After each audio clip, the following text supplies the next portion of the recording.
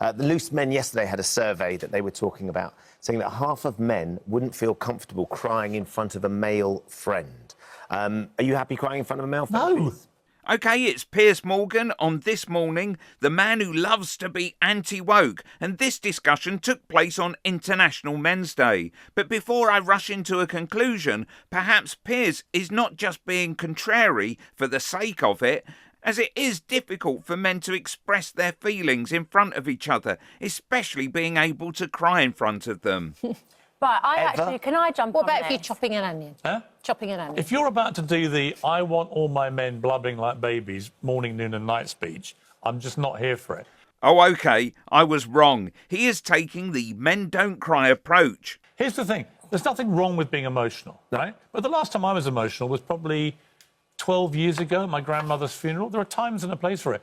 Men have been conditioned, oddly, in the last few years to be something that no woman I know actually wants them to be. A bunch of frequent blubbers. It's interesting how Piers frames this argument, how men are perceived around women's expectations, that women don't want men who might cry. It's also interesting that being able to cry and being emotionally connected to yourself suddenly makes you a frequent blubber.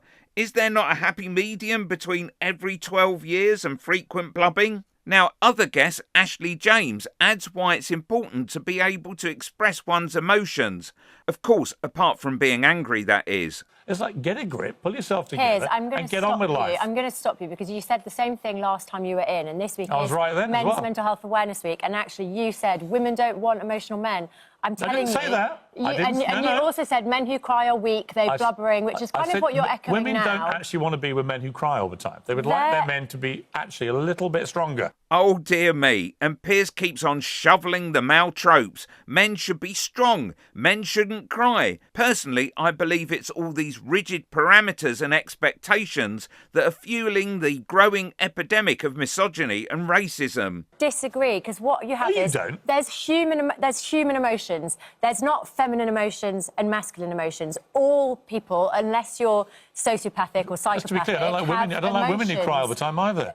Well, but you would also like people to feel that if they're struggling, that they can express themselves. And the problem is, if they're not able to cry, usually it has that emotional suppression has a knock-on effect. We know that male suicide is the #1 killer for men, and it spills into family life, it spills into relationship, and it also manifests in anger, which is why we have nothing wrong with expressing emotions, but we have become oddly a society where people seem to cry about absolutely everything. Oh dear me, what a terrible problem that is. In Piers's eyes, though, it's not the fact many are struggling in a toxic environment that provides very little in the way of meaningful connection. It's all to do with winning in life. And I'm like, hang on, let's just get things in a little bit of perspective. It comes back to what we discussed earlier about young people in particular, this inability to deal with life's problems. Like, I don't know if I did this speech last time, I'll do it again.